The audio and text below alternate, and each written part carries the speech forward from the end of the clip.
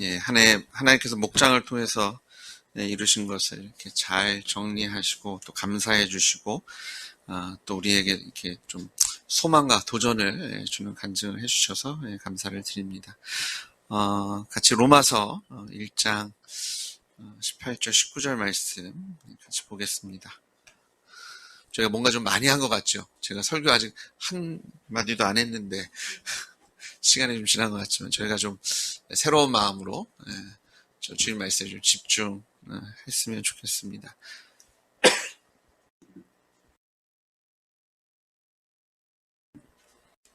제가 잠깐 기도하겠습니다. 하나님, 말씀을 사모합니다. 예수님을 사모합니다. 성령님의 역사를 기대합니다. 주님께서 말씀으로 우리를 채우실 것을 믿사오며 예수님의 이름으로 기도드렸습니다. 아멘. 로마서 1장 18절부터 19절 말씀을 보면 이 하나님의 복음에서 드러나는 또 다른 한 가지를 저에게 말씀해 주고 계십니다.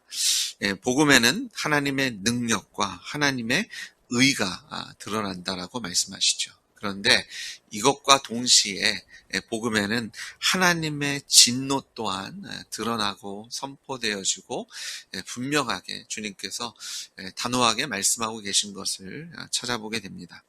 1장 18절 다시 보시면 하나님의 진노가 불의로 진리를 막는 사람들의 모든 경건하지 않음과 불의에 대하여 하늘로부터 나타나나니.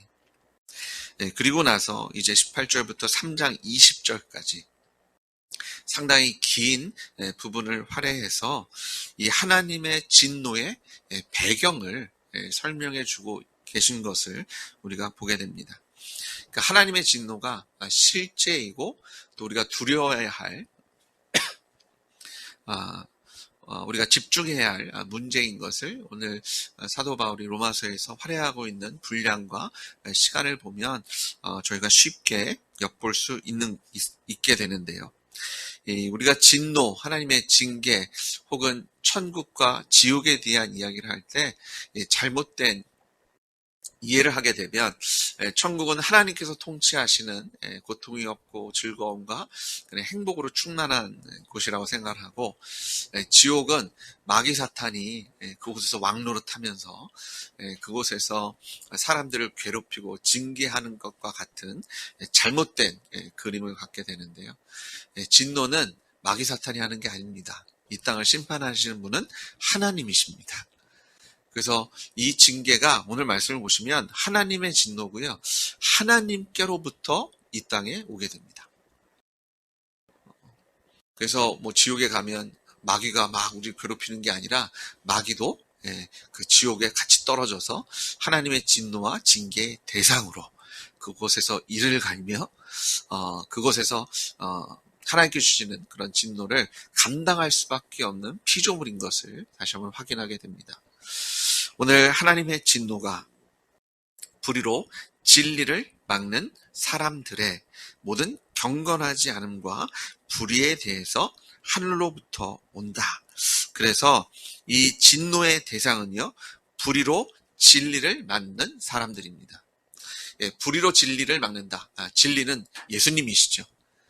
성경대로 이 땅에 오셔서 성경대로 죽으시고 장사지는 바 되셨다가 3일 만에 성경대로 부활하신 예수님께서 길이고 진리고 생명이시며 부활이시고 우리의 주와 하나님이 되신 줄 믿습니다. 하나님의 진노의 대상자는요, 이 예수님을 대적하는 자들, 예수님을 믿지 않는 자들이다 라고 말씀하고 있고요. 그럼 도대체 예수님을 믿지 않는 것은 무엇이냐? 하나님을 대적한다는 것은 어떤 의미냐라고 얘기하냐 봤더니요. 그 진리를 막는 사람들의 모든 경건하지 않음과 불의에 대한 하나님의 진노. 그럼 예수 믿지 않는 것은 경건하지 않은 거고요. 예수 믿지 않는 것은 불의, 의롭지 않은 것으로 가득 찬 삶인 것을 저희가 쉽게 생각해 볼 수 있죠. 라이풋이라는 신학자는요, 여기서 경건하지 않은 것은 하나님을 상대로 한 죄이고요. 불의는 인간을 향한 사람들의 죄악이다라고 설명하고 있습니다. 그래서 경건하지 않음이 먼저 있고요. 우리가 경건하지 않기 때문에 그 결과로 우리의 인생에 불의로 가득 채워지는 것을 설명하고 있습니다. 그래서 저희가 너무나 잘 알죠. 죄의 본질은 경건하지 않은 것. 예, 근데 영어에서 경건하지 않은 것을 어떤 식으로 표현해 봤더니요. 예, 영어 성경에서 이것을 godlessness, 그러니까 하나님이 없는 상태. 저희는 경건하지 않다 하면 왠지 거룩하지 않고 그냥 뭐 더럽고 추잡하고 이런 것들을 상상하게 되는데, 그 원래 의미를 보시면 하나님께서 안 계신 상태. 하나님이 살아 계시는데 사람들이 하나님을 무시하고 내가 주인 되고 내가 기준 돼서 내 마음대로 사는 상태. 예수님이 이 땅에 오셔서 십자가에 죽으시고 부활하심으로 예수님이야말로 이 땅을 창조하신 참 하나님이시며 참 주권자이심을 선포하셨음에도 불구하고 그 예수님을 믿지 않는 것이 경건하지 않는 삶. 하나님을 무시하고 하나님이 없다라고 주장하며 그 자리에 내가 서서 나의 삶의 기준이 되고 나의 모든 판단에 그런 척도가 되는 하나님 된 그런 주인 된 삶을 사는 것이 경건하지 않은 삶이다라고 말씀하고 있는 것을 보게 됩니다. 하나님이 안 계시다고 얘기하고요. 하나님이 없다라고 얘기하니까 이 하나님이 없는 이 경건하지 않은 삶은 또 다른 표현을 어떤 표현을 하냐면 하나님을 두려워하지 않는 삶이다라고 얘기합니다. 그러니까 사실은 안 계시다고 얘기를 하니까, 하나님은 없다라고 얘기하니까 없는 존재를 두려워하는 사람은 없잖아요. 없는 존재에 대해서 신경 쓰는 사람은 없습니다. 그 하나님이 나를 어떻게 생각할까? 이게 그 하나님의 기준에 맞는 건가? 내가 잘하고 있나? 이런 거 뭐 하나님이 안 계시다고 믿으면 생각하면 그럴 이유가 없잖아요. 그래서 경건하지 않다는 것은 하나님이 없는 인생, 그리고 하나님을 두려워하지 않는 삶을 얘기하고 있고요. 우리가 하나님이 없는 삶을 살아갈 때 우리의 인생엔 불의함으로 가득 채워질 수밖에 없음을 말씀하고 있는 것을 우리가 보게 되고요. 이 사도 바울은 이 경건하지 않은 하나님이 없는 인생을 살아가는 사람들의 불의한 모습을, 의롭지 않은 모습을 이제 2장부터 3장에 걸쳐서 아주 세세히 설명하고 있는 것을 보게 됩니다. 첫 번째로 로마서 2장 1절부터 16절에는요, 사도 바울은 도덕론자들의 위선적인 의, 가짜 거룩함을 고발합니다. 하나님 없는 삶은 의롭지 않은 삶인데 사람들에게 당신들이 다 죄인입니다, 이거를 설명해야 되잖아요. 선포해야 되는데 먼저 사도 바울이 얘기하는 것이 도덕적이고 윤리적인 이야기들을 하고, 나는 그래도 다른 사람에 비해서 참 착하게 선하게, 나는 그래도 저 사람보다 좀 나아요, 이렇게 얘기하는 사람들의 위선을 고발하고 있는 것을 보게 되죠.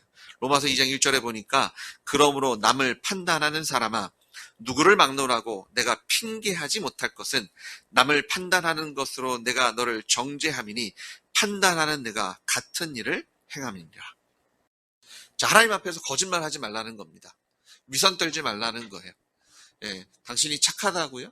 당신이 선하다고요? 그래도 다른 사람보다는 좀 나은 삶을 살고 있다고요? 당신이 지금 다른 사람을 판단하는 그 기준을 가지고 당신의 인생을 한번 재보라고, 거기 한번 무게를 달아보라고 얘기하면서 당신도 동일한 죄인이지 않냐? 당신도 하지 못하는 것을 다른 사람에게 요구하고 있고 마치 자기는 그것을 다 하고 있는 것처럼 거짓말하고 있지 않냐라고 그들을 고소하고 있는 것을 보게 됩니다. 마치 예수님께서요, 자신의 눈에 있는 들보를 보지 못하고 다른 사람 눈에 들어가 있는 틱들을 지적하는 그런 예수님의 비유가 생각나는 듯한 본문의 내용을 보게 됩니다. 그 하나님을 향한 우리의 경건이 없는 삶, 하나님이 없는 인생은요, 사람들의 그런 지성이나 감정이나 어떤 성적인 그런 활동들, 결혼생활, 그리고 양심이나 의지를 포함한 인간 본질의 모든 부분과 모든 기능에 영향을 미칩니다. 사도 바울이 그 얘기를 주는 거예요. 하나님 없는 인생을 살고 있는 사람들이 어떤 삶을 살고 있는지, 당신 인생의 전반적인 하나부터 열 끝까지 불의한 거 아니냐.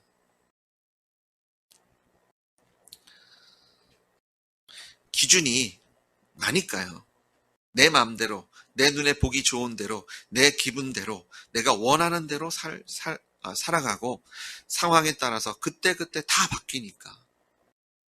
이럴 때는 이게 선이었는데 저럴 땐 선함이 아니고, 어쩔 땐 그거 절대 하면 안 되는데 지금은 또 해도 된다고 얘기하고, 머리가 부서질 정도로 토론을 해서 이것이 옳은 길이고 우리가 이렇게 해야 산다고 얘기하지만, 하나님이 없는 곳에서 이루어진 토론은요, 그 결론은 뭐겠어요? 자기가 기준이 돼서 그 상황에 맞춘 그런 자기의 의고, 자기의 거짓이고, 자기의 위선이 될 수밖에 없더라고요. 근데 우리가 토론을 하더라도요, 그 자리에 하나님이 계시면, 하나님의 말씀 안에서 우리가 동의하게 될 때, 우리는 그곳에서 하나님의 공의와 정의와 참 사랑과 하나님의 평강을 발견할 줄 믿습니다. 근데 우리가 아무리 노력하고요, 석학들의 머리를 다 빌려와서 뭐 연구를 하고 막 해도 그 자리에 하나님이 안 계시면 사람들이 도출해낸 것은요, 헛된 것이고요, 거짓이고 위선이고요, 때로는 사랑을 얘기하고 진리를 얘기하고 올전한 것을 얘기할 수 있지만, 문제는 뭐예요? 그것을 이룰 수 있는, 그것을 행할 수 있는 힘과 능력은 없다라는 거예요. 그러니까 탁상 토론으로 끝날 수밖에 없습니다. 아무리 좋은 얘기를 해도요, 뭐예요? 고양이 목에 방울을 달 사람은 없다는 거예요. 쥐가 없는 거죠. 아무리 좋은 얘기를 해도요, 그걸 실제적으로 할 수도 없고 누릴 수도 없는,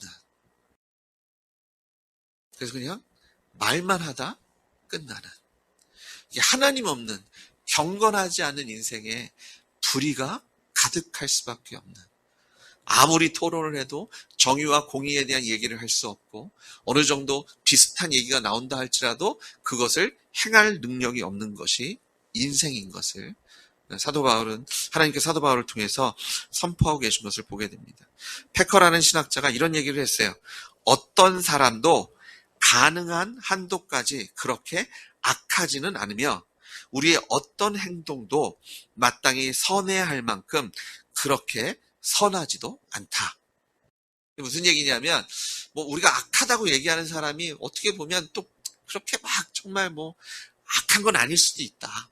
그냥 어느 정도. 근데 문제는 뭐냐면, 그럼 우리가 선하다고 얘기하는 사람도 정말 하나님의 그 궁극적인 그 선하심을 따라갈 수 있는 사람이 또 없다는 거예요.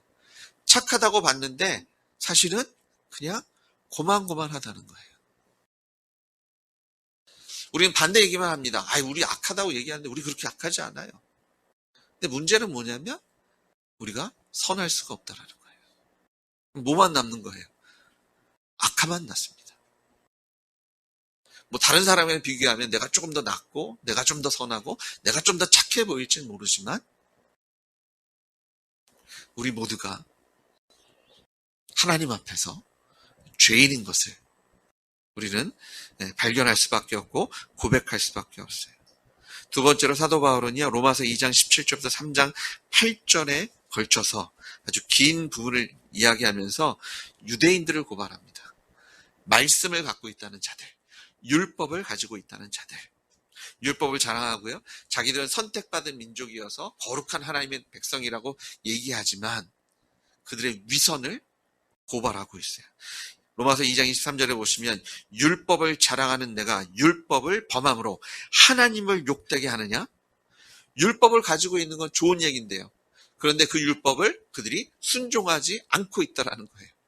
근데 더 안 좋은 것은요, 그들이 순종하지 않는데 아까 도덕론자들이 얘기했던 것처럼 마치 그들이 그 율법을 다 지키는 양 속이고 있고 거짓으로 위선을 떨고 있는 것을 고발하고 있습니다.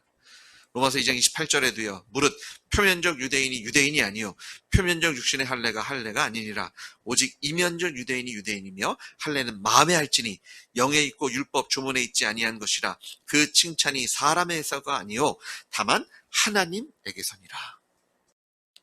율법이 있으면 뭐 하냐는 거예요. 거짓된 위선으로 하는데 그것을 마음의 색이라고 얘기합니다. 육신의 할례가 아니라 마음의 할례를 받아서 사람에게 눈치 보고 사는 것이 아니라 하나님께 칭찬 듣는 인생을 살아야 할 줄 믿습니다. 그런데 유대인들이 예수님 없이 그 율법을 지켜보려고 했는데 안 됐잖아요. 그럼 하나님께 솔직하게 하나님 우리 못합니다. 그래서 오늘도 소를 잡고 양을 잡고 염소를 잡고 비둘기를 잡고 이 피를 의지해서 하나님 나를 용서해 주십시오 하고 진심으로 나아가면 되는데 뭐 한 거예요? 자신들은 거룩하다는 거예요. 자신들은 착하다는 거예요. 자신들은 구원받을 만하다라고 위선을 떠는 것에 대해서 사도 바울은 하나님께 사도 바울을 통해서 그들을 신랄하게 비난하고 계세요. 신명기 30장 6절에 보시면 내 하나님 여호와께서 내 마음과 내 자손의 마음에 할례를 베푸사 너로 마음을 다하여 뜻을 다하여 내 하나님 여호와를 사랑하게 하사 너로 생명을 얻게 하실 것이며 하나님께서는 처음부터 율법을 주시는 그 처음부터 육신의 할례를 원하지 않으셨어요. 이것이 예수님께서 이 땅에 오시면서 십자가 부활의 사건으로 성령을 받아야 되고 이제는 돌판에 새기는 것이 아니라 우리 마음판에 하나님의 말씀을 새겨주실 거야. 이것이 예수님을 통해서 새롭게 등장한 이야기가 아니라 처음부터 하나님께서는요 마음의 할례를 말씀하셨어요. 근데 마음의 할례를 받았다는 건 어떤 의미냐 봤더니요 마음을 다하고 뜻을 다하여 내 하나님 여호와를 사랑하는 거예요. 하나님 없는 인생을 사는 것이 아니라 하나님이 함께 하시는 그런데 그냥 계셔 있어 이 정도가 아니라 그 하나님께 우리의 마음과 뜻과 생명을 다해서 그 하나님을 사랑하는 그 사귐이 있고 교제가 있고 동행이 있는 것 그것이 하나님을 경외하는 경건한 삶 마음의 할례를 받고 성령께서 우리 신비에 마음에 하나님의 말씀 육신인 예수 그리스도를 우리를 인쳐주시는 그 성령의 역사가 마음의 할례인 줄 믿습니다. 그러니까 하나님을요 그냥 아는 게 아니라 마음을 다하고 뜻을 다하고 생명을 다해서 사랑하시는 여러분 되시길 주님으로 축복합니다. 이게 경건한 삶이에요. 그냥 하나님이 계시다 이거를 인지하는 것이 아니라 하나님의 마음과 뜻과 정성을 다해서 사랑의 관계에 들어가는 것이 마음의 할례입니다. 그게 경건한 사람의 모습이라는 거죠.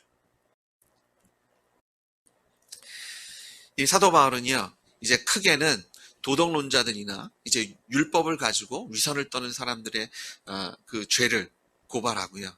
이제는 조금 더 세세하게 이제 3장 9절부터 20절에는요, 이 그 경건하지 않고 불의한 그런 모습들을 조금 더 신랄하게 비난합니다. 3장 9절부터 20절에는요, 어떻게 얘기를 하냐면, 자, 도덕론자도 윤리, 도덕을 찾는 사람들도 죄인이고, 율법이 있다라고 얘기하는 사람은 죄인이니까 결론은 뭐예요? 모든 사람이 죄인임을 선포합니다. 로마서 3장 9절에 볼까요? 그러면 어찌하냐? 우리는 나으냐? 결코 아니라 유대인이나 헬라인이나 다 죄 아래 있다고 우리가 이미 선언하였느니라. 기록된 바 의인은 없나니 하나도 없으며. 의인은 하나도 없는 줄 아세요? 깨달으셨습니까?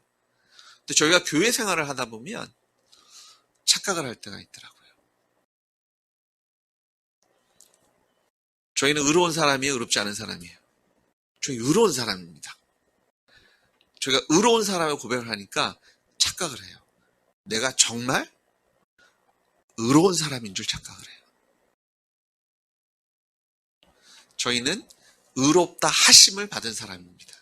다시 얘기해서 치료받은 회복된 죄인들입니다. 용서받은 죄인들이에요.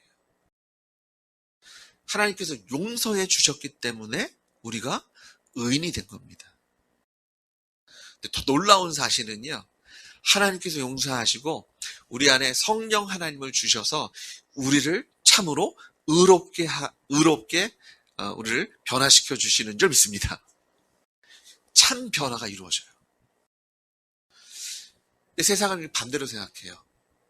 분명히 은혜로 구원받았다고 얘기하는데 하나님께 나를 사랑하시는 이유, 하나님께 나의 기도를 들어주시는 이유, 하나님께 나와 동행하시는 이유가 내가 이것을 했고 저것을 했고 이것을 드렸고 저것을 드렸기 때문에 하나님께 나를 사랑하시고 나의 기도에 응답하신다라고 착각을 합니다. 아니에요. 하나님께 은혜로 우리의 기도를 들으시며 하나님께 은혜로 하나님의 사랑으로 우리를 만나주시고 만져주시기 때문에 우리가 오늘도 주님 전에 나와 예배할 수 있고 하나님의 사랑을 누릴 수 있으며 하나님을 예배할 수 있는 자리에 세워진 줄 믿습니다. 저희는 환자인데요. 치료받은 환자예요. 그리고 완치를 약속받은 환자입니다. 그래서 저희가 거룩한 거예요.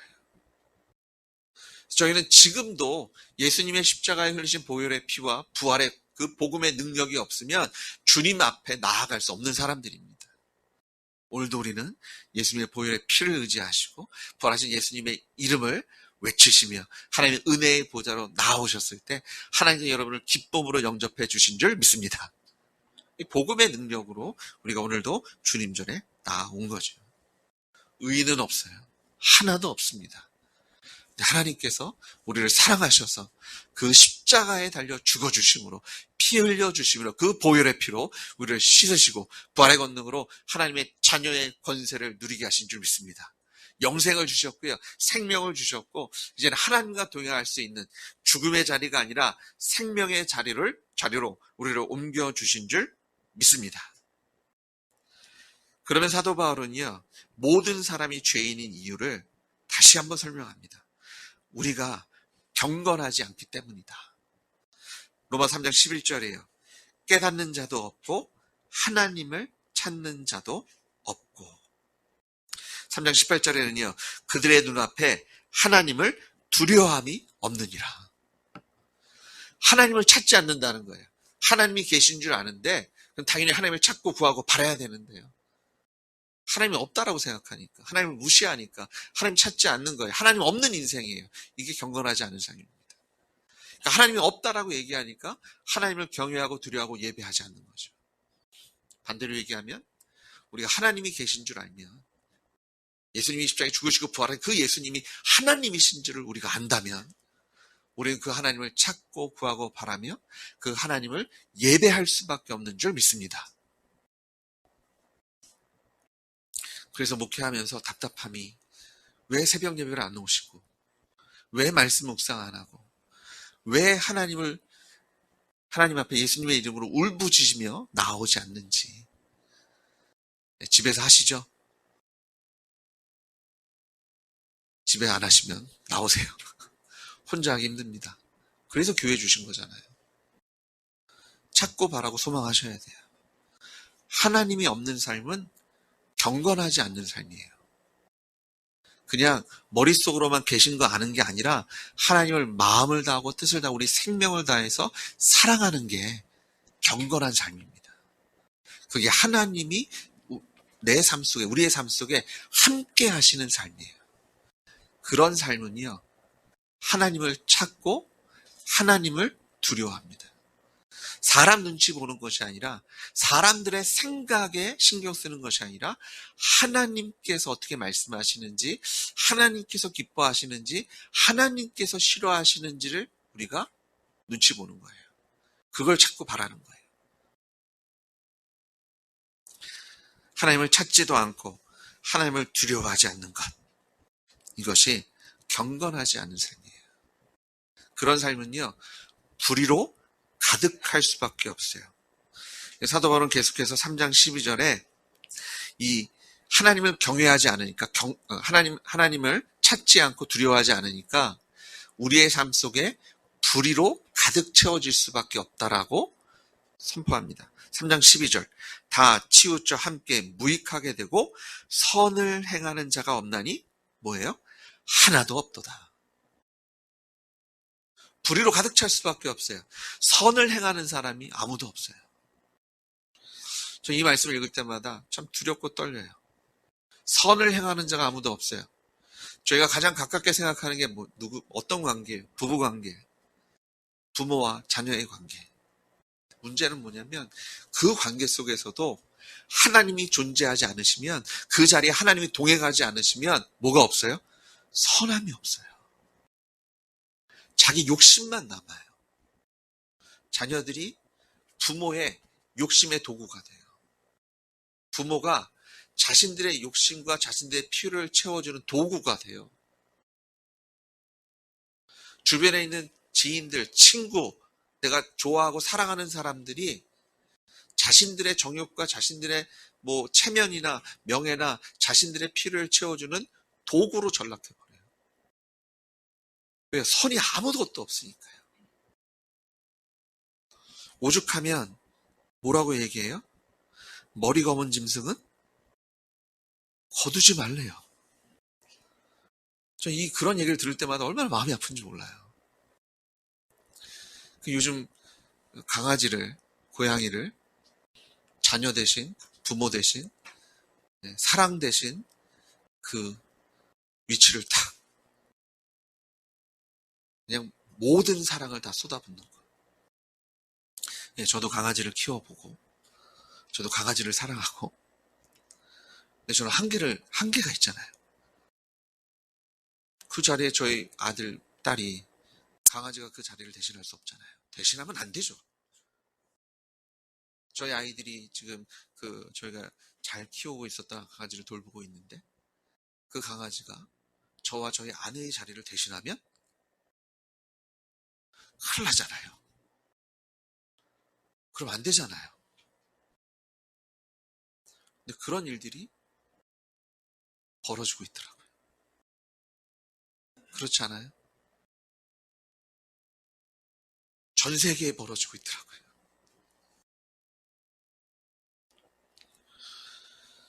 선이 없거든요. 믿고 신뢰할 수 없으니까.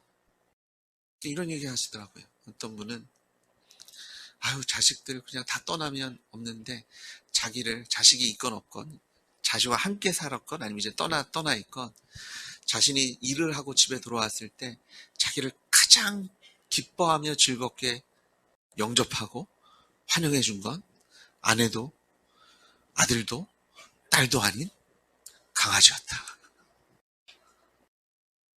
그 충성심에, 그 사랑에. 이 마귀 사탄이요, 사람을 어디까지 조롱할지 모르겠어요. 가정의 그 사랑을, 사람과의 그런 하나님께서 원래 창조하셨던 그 사랑의 관계를 어디까지 조롱하며 사람들을 무시하고 어디까지 바닥으로 떨어뜨릴지. 이게 어디서 오냐면요, 하나님이 안 계시면, 기준이 무너지면, 하나님의 말씀이 우리 인생의 표대가 되고 중심이 되고, 이 말씀대로 저희가 아멘하지 않으면, 불의는, 의롭지 않으면, 선하지 않으면 우리의 인생에 그냥 하나 둘 차곡차곡 쌓여질 수밖에 없고요. 하나님의 은혜와 사랑과 감사와 간증이 넘쳐 흐르는 것이 아니라 하나님이 없는 인생에 불의가, 부정이, 미움이, 시기가, 무자비함이, 무지함이, 서로 미워하고 시기하고 질투하고 살인하는 그 로마서 1장 후반절에 얘기하는 그 모든 죄악들의 풍성함을 누릴 수밖에 없습니다. 거기에 고생할 수밖에 없어요. 사도 바울은 계속해서, 하나님께서 사도 바울을 통해서 계속해서 말씀하십니다. 3장 14절에 그 입에는 저주와 악독이 가득하고 그 발은 피 흘리는데 빠른지라. 파멸과 고생이 그 길에 있어 평강의 길을 알지 못하였고. 하나님 없는 인생이 이렇게 어렵고 힘들고 무자비합니다. 이게 불의예요. 하나님이 우리 인생에 안 계실 때, 내가 하나님을 찾지 않고 구하지 않을 때, 내가 하나님을 무시할 때, 우리가 하나님을 두려워하지 않을 때, 가정이 망가질 수밖에 없고요, 우리의 사회가 무너질 수밖에 없으며, 이 땅은 지옥으로 변화될 수밖에 없어요. 제가 한 해를 마무리하면서 죄에 대한 이야기를 하기가 무겁더라고요. 근데 제가 묵상하면서 결국 죄에 대한 얘기를 하는 것이, 우리가 죄를 얘기할 때 하나님의 은혜가 더욱더 커질 줄 믿습니다. 예수님의 십자가는요, 예수님의 복음은 양날의 검입니다. 하나님의 의와 우리를 구원하시는 복음의 능력이 드러나지만 그와 함께 하나님의 진노가 너무나 분명하고 명확하게 선포되어져요. 우리는 예수님의 십자가 앞에, 그 부활하신 빈무덤 앞에 설 때마다 하나님께서 우리를 얼마나 사랑하셨는지를, 하나님께서 지금도 우리를 얼마나 사랑하시는지를 매일매일 아셔야 합니다. 그것에 감사하시는 여러분들 주님으로 축복합니다. 그 이유가 뭐냐면 하나님의 진노 때문이에요. 모든 사람이 죄를 범하였고 우리 안에 선함이 없는, 우리가 구원받았음에도 불구하고 하나님의 은혜가 아니면, 사망에서 생명으로 옮겨졌음에도 불구하고 하나님께서 우리에게 생명을 공급하지 않으시고 능력으로 채우지 않으시고 우리와 동행해 주지 않으시면 나는 아무것도 아닌 존재임을 우리는 십자가 앞에서 매일매일 묵상하시고 고백하시고 예수님의 부활에 동참하시는 여러분 되시길 주님으로 축복합니다. 예수님이 안 계시다면, 그 예수님의 십자가의 사건이 아니라면 우리도 하나님 없는 인생, 불의로 가득한 우리의 가정은 무너질 거고요. 우리의 인간관계는 욕심과 정욕으로 가득 채워질 수밖에 없는 그 죄의 저주 아래 살아갈 수밖에 없는 우리를 하나님께서 사랑하셔서 예수님 이 땅에 보내셨고 그 십자가에 달려 죽으시고 그 보혈의 권능으로 우리를 깨끗게 씻으신 줄 믿습니다. 오늘도 그 부활에 그 하나님께서 우리와 동행하심으로 그 하나님의 생명을 누리게 하신 줄 믿습니다. 3장 18절에 그들의 눈앞에 하나님을 두려워함이 없느니라. 하나님을 두려워하십시오. 저희가 착각을 많이 하더라고요. 저희가 뭘 했기 때문에, 뭘 드렸기 때문에 하나님께 나를 사랑하시고 하나님께 나에게 힘을 공급하시고 하나님께 나의 기도를 들어주신다고 생각해요. 아니에요. 믿음 때문이에요. 하나님의 은혜 때문이에요. 그래서 저희가 예수님의 십자가 그 부활의 권능을 믿는 믿음으로 주님께 나아가면 하나님께서 이제 저희를 그냥 거룩하다고 칭의 그렇게 불러주셨는데요. 이제 우리의 인생을 거룩으로 채워주십니다. 다른 게 아니라 내가 드러나기 때문이 아니라 내 인생에 하나님께서 나를 충만하게 채우시니까 그 하나님의 거룩함이 우리의 인생을 통해서 드러나게 하시는 줄 믿습니다. 하나님께서 우리 인생에 들어오시면요, 가정이 회복되고 우리의 기업이 회복되고 우리의 삶과 사회가 회복되어질 줄 믿습니다. 저희가 2024년을 마무리하시는데 어떤 기준을 가지고 2024년 내가 정말 잘 살았다, 좋다, 무슨 기준을 가지고 평가하실 거예요? 그리고 2025년은 어떤 기준을 가지고 계획하고 살아나가실 거예요? 저희가 흔히 하는 착각 중에요, 저희의 인생이 영원할 거라고 착각을 해요. 어릴 때는 생일이 즐겁잖아요. 기쁘고. 저희 막내딸이, 둘째 여자아이가 생일이 1월 달이에요. 그래서 이 12월이 되면 선물 받을 생각으로 충만합니다. 그 아이의 논리는 이거예요. 크리스마스 선물 받아야 되고요. 새해 선물 받아야 되고요. 그리고 6일이 지 생일이거든요. 그날 생일 선물도 받아야 된대요. 근데 저의 논리는 이겁니다. 그냥 다 붙어 있으니까 하나로 우리 이렇게 하자, 가름하자. 근데 절대 안 된대요. 크리스마스는 크리스마스대로, 새해는 새해대로, 또 이제 한국 아이라고 구정까지 챙기려고 그래요. 설날, 이거 1월 1일도 하고 설날도 챙기니까 선물 또 받아야 된다. 받을 생각에 그냥 충만합니다. 성도 여러분, 하나님의 선물을 받으십시오. 받으세요. 받을 생각으로 충만해지세요. 근데 받으시는데, 바다 뒤에 숨겨두지 마시고, 푸세요. 뜯으세요. 머리로만 알지 마시고, 우리 인생의 최고의 선물은 누구세요? 저희 써놨잖아요. 예수님이시잖아요.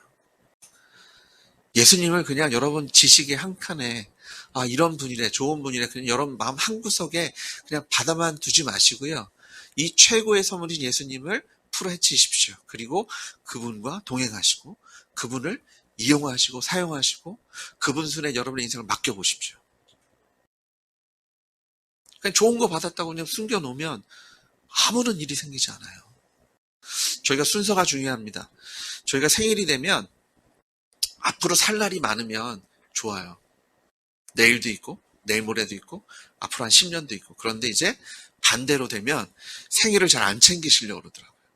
그리고 어느 정도 기준이 되면 나이를 물어보는 게 이제 신뢰가 됩니다. 근데 젊으면 젊을수록 자기 나이를 물어봐달라고 얘기해요. 꼬마 아이들은 이제 나이 몇 살이야? 그래서 근데 그거를 또 제가 잘못 얘기하면 아니래요. 제가 잘못 3살 하면 나는 4살이라고 그러고요. 17인가 이러면 자기 지금 18 됐는데 무슨 소리냐 그러고요. 그런데 이게 바뀌면 땡큐죠. 30? 맞아요. 이러고.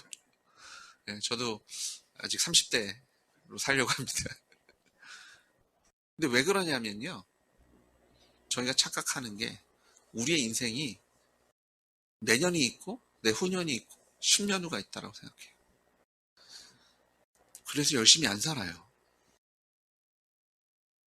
근데 24년 마무리하시고 25년을 들어가시는데 사랑하는 여러분, 우리 시간이 그렇게 많지 않습니다. 열심히 사셔야 합니다. 주님 오시기 전에. 이 땅에 죽어가는 영혼들이 너무나 많습니다. 무지한 영혼들, 하나님이 계신데 없는 줄 착각하고 있는 사람들이 많습니다. 그들에게 복음 전해야 합니다. 예루살렘에서 땅끝까지. 먼저 우리 주변을 한번 돌아보세요. 주님 모르고, 주님 무시하고, 그리고 그 삶에 불의로 가득한 사람들, 선함이 없이 위선과 거짓에 속고 있는 사람들, 결국은 헛되고 헛될 수밖에 없는 것에 인생을 투자하는 사람들. 저는 군대를 갔다 오지 않았지만 군대에서 들은 여러 사람들이 얘기를 들은 게 가장 제 머리에 박힌 게 뭐냐면 삽질이라는 단어입니다. 삽질한다. 근데 그 표현이 헛된 일에 시간을, 얘기 들으니까 이제 혈기왕성한 청년들이 모여 있으니까 에너지를 빼줘야 되니까 삽질을 시킨다 그러더라고요. 지금도 그런지 모르겠어요. 그래서 막 구덩이 판 다음에 다시 덮는 거죠. 그냥 힘만 빼는 거예요. 아무런 이득이 없어요.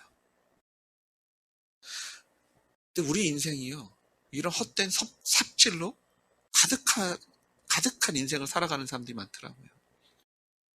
아무리 열심히 파고 뿌려도 열매가 없고요. 영생이 없고 기쁨이 없고요. 하나님이 안 계시니까요. 시간 낭비일 뿐입니다. 그런데 누구보다 열심히 삽질을 해야 됩니다. 누구보다 많은 열정을 가지고 그것을 계획하고 계산하고 플랜을 짜고 막 머리를 써가지고요. 가장 잘 삽질을 하기 위해서 노력을 하는데요. 결국은 그냥 덮어야 돼요. 누구보다 열심히 십자가를 메고 살아가는 것 같은데요. 그게 십자가가 아니에요. 자기의 짐이에요. 원래 내가 지고 있었던 주님께서 그거 내려놓고 나에게로 와서 나의 짐을 지고 내 안에서 쉬고 나와 함께 배우며 나와 함께 동행하자고 하셨는데 우리가 그 십자가 짊어진 줄 알았는데 그거 아니라 내가 원래 짊어진 거 계속 짊어지시면 그게 삽질입니다. 누구보다 열심히 살 수 있어요. 열매가 없는 삶이고요. 영생이 없는 삶이고 불의로 진리를 막는 삶입니다. 다른 거 아니에요. 거기에 주님이 계십니까? 여러분 인생을 평가하시는데 주님이 기준이 되셔서 24년 정말 이거 하나님께서 받으실 만한 한 해였다. 하나님이 기준이 되시고 하나님이 나의 전부가 되셔서 목적과 동기가 되셔서 그걸로 평가하고 계신가요? 25년을 준비하시는데 주님의 기쁨이 되는, 주님을 위해서, 우리 중에 아무도 나를 위해 사는 자 없고 나를 위해 죽는 자 없고 우리가 사나 죽으나 주의 것이고 우리는 주님을 위해 살겠다는 그 고백이 25년을 준비하시면서 여러분 마음속에 있으세요. 그러면 저희 전도해야 합니다. 기도해야 합니다. 말씀으로 우리의 마음을 채우셔야 합니다. 하나님을 마음과 뜻과 생명을 다해서 사랑하시는 것.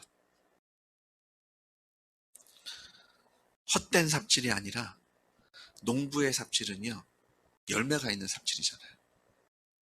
삽질을 할 때마다 그 가라지들과 피이들이 다 사라지고 호미질을 할 때마다, 그리고 적당히 파서 거기에 씨가 뿌려지고 농부가 삽질을 하고 수고할 때마다 거기에 열매로 하나님께서 충만하게 채워주시는 줄 믿습니다. 24년을 마무리하시고 25년을 준비하시는데 여러분의 인생의 기준이, 여러분의 인생이 하나님이 동행하시는, 하나님을 사랑하시고 하나님을 찾고 하나님을 경외하시는 그 마음으로, 그리고 부활하신 예수님과 동행하는 것을 멈추지 않으시는 여러분 되시길 주님으로 축복합니다. 하나님, 감사와 찬양과 영광을 올려드립니다.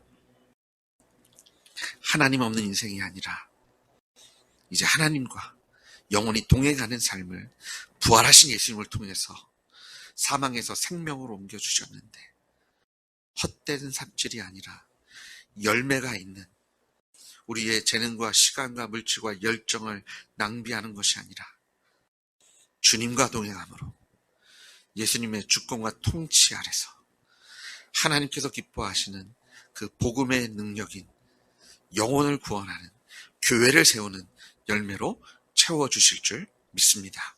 하나님, 우리의 가정과 우리의 기업과 우리의 나라와 우리의 민족을 구원해 주십시오. 몸된 교회를 통해서 우리 지체들의 하나님과 동행하는, 하나님을 경외하는 그 경건한 인생을 통해서 주님의 뜻이 이 땅 위에 이루어지게 하실 줄 믿습니다. 예수님의 이름으로 기도드렸습니다.